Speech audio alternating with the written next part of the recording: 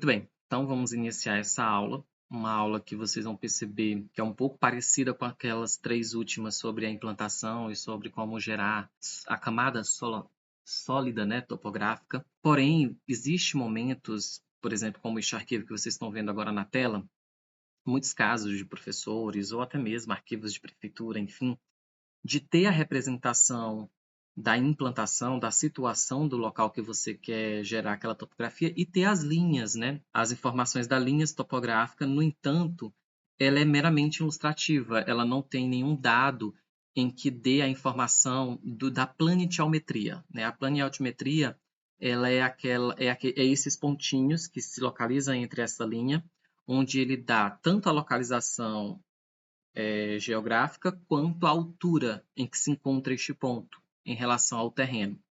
E aí, muitas das vezes, quando acontece isso, mesmo que você tenha esse arquivo, mesmo que você tenha essas linhas de curvas topográficas e manda lá para o Revit, ele vai gerar uma massa, mas vai ficar toda zerada, numa camada só. Você não consegue ver a questão real que acontece dentro daquele terreno. E justamente porque essas linhas são meramente ilustrativas. Ok? Então, diante disso, o que a gente só precisa fazer? Você vai selecionar o arquivo que você está trabalhando, colar em outro arquivo de desenho, porque temos que fazer com que as unidades métricas sejam alteradas para metros. No entanto, pode acontecer, mesmo que vocês aqui configurem parâmetros para que o desenho fique dentro dessa configuração, e eu vou até colar aqui, possa acontecer que a pessoa que desenvolveu este arquivo possa ter não escalonado, pode ficar fora de escala. E aí, quando fazer a importação lá dentro do Revit, vocês vão perceber que mesmo com a mesma unidade métrica que foi configurada, a escala vai estar totalmente desproporcional. E aí depois a gente vai ter que convergir essa questão dessa não da unidade métrica, mas sim da escala, ok? É isso que eu queria mostrar. Aí você salva o arquivo e agora nós vamos lá para o Revit fazer essa situação. Antes de eu iniciar e for ao objetivo direto, que é fazer essa implantação, eu só quero relembrar aquilo que a gente viu em aula, em sala de aula, né? Principalmente aos meus alunos que estão acompanhando essa aula. O que acontece? Toda vez não podemos esquecer. Se eu for gerar um novo arquivo de projeto dentro do Revit, sempre trabalhar com base a um template que você já tenha pré-estabelecido. E aí, eu vou fazer de modo bem rápido, só para relembrar.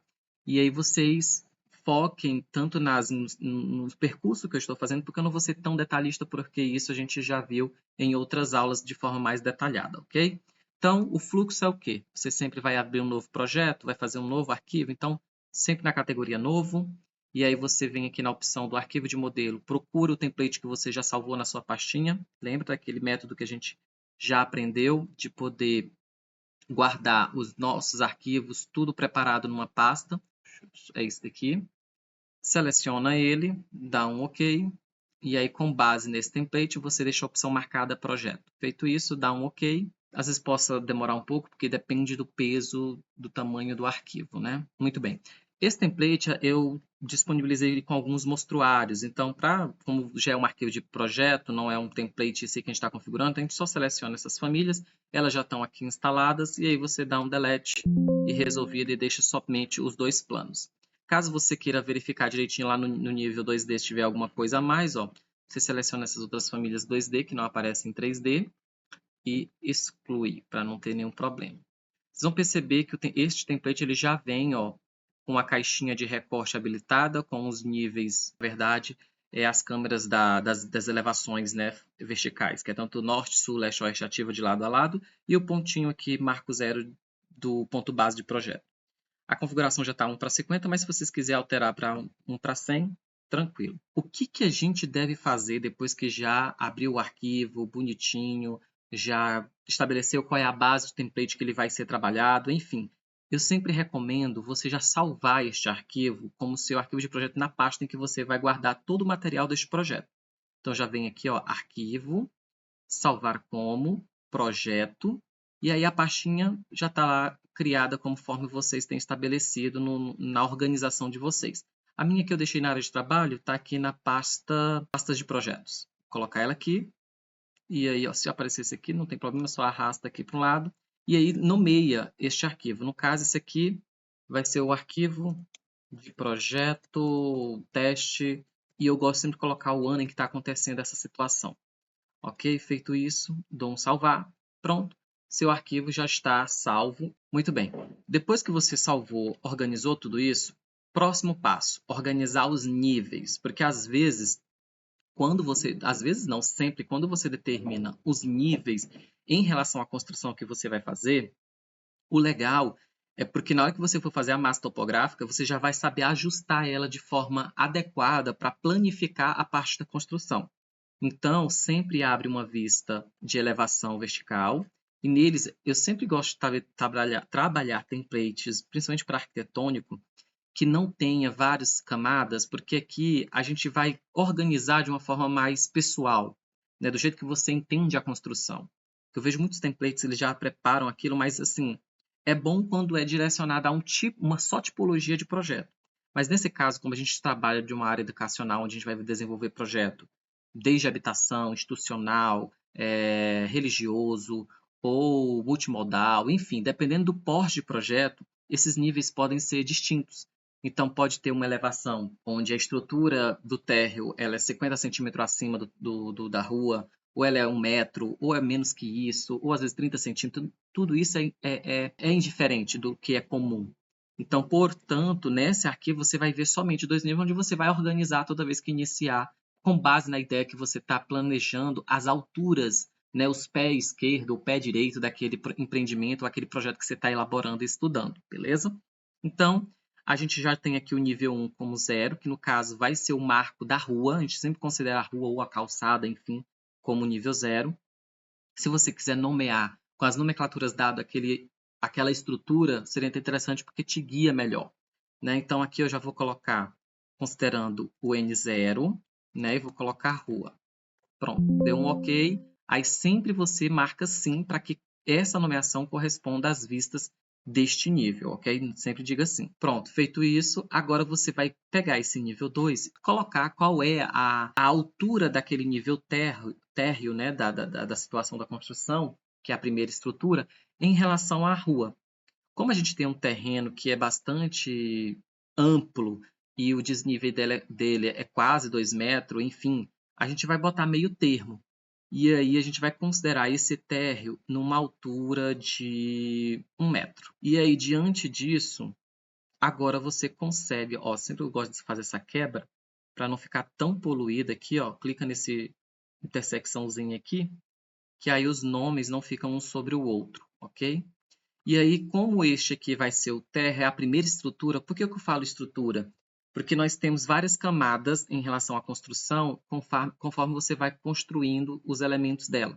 Então, a primeira estrutura que aparece vai ser os contrapisos, viga-baldrames, o coreamento das fundações, né? Então, por conta disso, é a primeira estrutura que aparece. Depois vem os acabamentos em cima daquele contrapiso.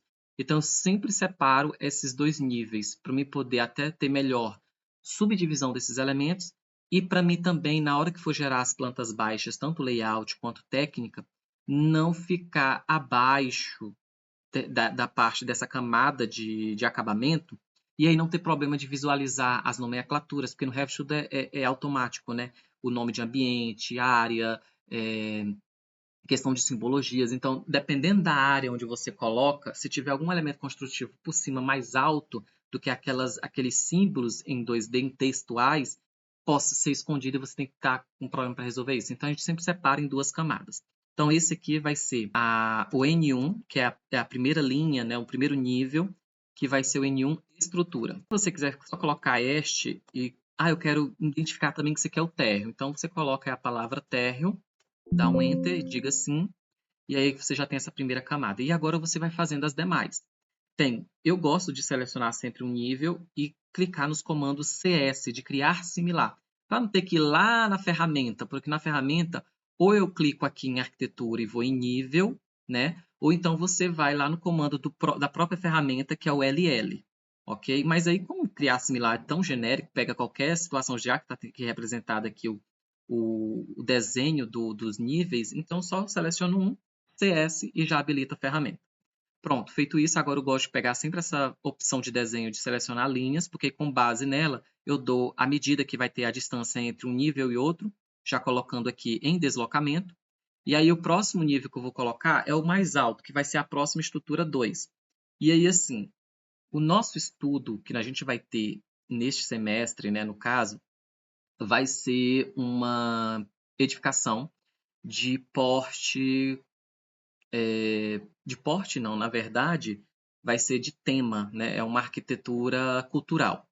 Então, vai ser um espaço cultural, um centro cultural, e por conta disso a gente vai trabalhar 2 níveis, né? Vai ter um pé direito alto com alguns mezaninos, ou às vezes vai ter alunos que vão optar também em desenvolver um segundo piso. Então, como o empreendimento de espaço cultural envolve muito coberturas espaciais, né? Situações de peles de vidros alta, aquela coisa toda, a gente não vai trabalhar um pé direito tão baixo. Então, a gente vai considerar 3,5 para cada um, e um último nível de coramento com 2 metros a mais. Então, diante disso, eu vou já colocar que o deslocamento dessa próxima estrutura vai ser 3,5, né? E aí eu clico aqui, ó. Detalhe, quando você for criar uma linha aqui para cima, a pontinha desse mouse aqui, ó, que você está vendo que eu tô, ele sempre tem que estar acima da linha. Se você colocar para baixo, aí ele indica que o nível será criado para baixo. Então, você tenha um cuidado. Se você for ter problema, dá um zoom, deixa aqui, ó, o mouse próximo e aponta para cima. Viu que está azul essa linha aqui de referência? Pronto, clica uma vez, confia, dá -1 que você vai ver aqui o próximo nível criado. Ok? Já vou clicar aqui também próximo em cima dessa linha aqui, ó, para que o próximo nível também seja criado, que é o encerramento do piso superior, né, o coroamento. E já vou deixar aqui com 2,5 metros de altura em relação ao coroamento, assentamento, para fazer o plano de vista da cobertura. Cliquei aqui, pronto. Feito isso agora, eu vou agora colocar a camada de acabamento de cada piso. Essa camada de acabamento, a gente sempre dá uma espessura ali de 5 centímetros entre a estrutura e o acabamento. Então, a gente coloca 0,05, né, porque esse template está na unidade, na configuração para metros, né? E aí você vem aqui, ó, colocou isso, chega aqui bem pertinho dessa primeira estrutura e coloca aqui, ó, para cima, primeira camada. E na próxima, também superior, chega próximo a ela, clicou, e aí temos a próxima camada de acabamento do superior.